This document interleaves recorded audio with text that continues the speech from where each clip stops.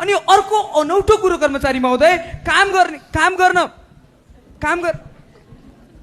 मान्य सदस्य केपी खनाल।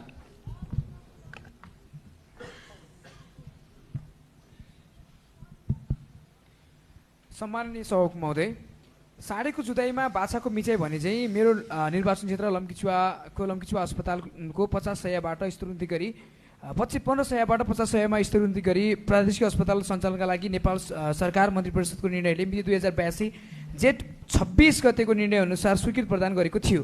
प्रादेशिक अस्पतालको स्वीकृति भएको यति वर्ष भइसक्दा पनि नगरपालिका र प्रदेशको आन्तरिक जुङ्गाको लडाइँले गर्दा त्यहाँका स्थानीयले सधैँ अप्ठ्यारो र मारमा परिरहेका छन्। सम्मानित सर्वोच्च अदालतले प्रदेश अस्पताल बनाउन केही रोकटोक नगर्नु भनी अन्तरिम आदेश दिइरहेको छ, तर पनि अहिलेसम्म त्यो अस्पताल सञ्चालन गर्नुको सट्टा कर्मचारीले तलब नपाउनु र केही दिन यता त्यहाँका काम गर्ने कर्मचारीलाई त्यहाँको स्थानीय सरकारले गाली गुलोज गरेको र कर्मचारीमाथि गाली गुलोज गरेको सामाजिक सञ्जालमा एकदमै व्यापक आइरहँदा त्यहाँ गाली बेइज्जत आइरहन्छ। तर यो सञ्चालनका लागि म प्रतिपक्ष मञ्चमा बसेको नेपाली काङ्ग्रेसमाथि ध्यान आकर्षण गर्न चाहन्छु सभामुख महोदय। यहाँ सदनमा तपाईँहरू पटक सरकारले यो गरेन त्यो गरेन भन्दै आफू उठ्नुहुन्छ, बेन्चमा बाटोमाथि उठ्नुहुन्छ, तर तपाईँहरूकै सरकारमा बनेको स्थानीय सरकार र प्रदेश सरकारले लम्कीचुवा प्रदेश अस्पतालमाथि गरेको अन्यायलाई तपाईँहरूले कहिलेसम्म सदनमा बोल्नुहुन्छ?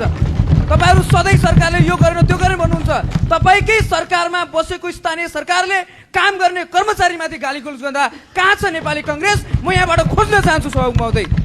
एउटा काम गर्ने कर्मचारीले काम गर्न पाउँदैन, प्रादेशिक अस्पताल बन्नुपर्छ भनिरहेको छ, प्रादेशिक अस्पताल बनिरहेको छैन, अनि यहाँ चाहिँ उहाँहरू आदर्शका कुरा गर्नुहुन्छ। म यहाँबाट नेपाली काङ्ग्रेस खोज्न चाहन्छु, काङ्ग्रेस कहाँ छ?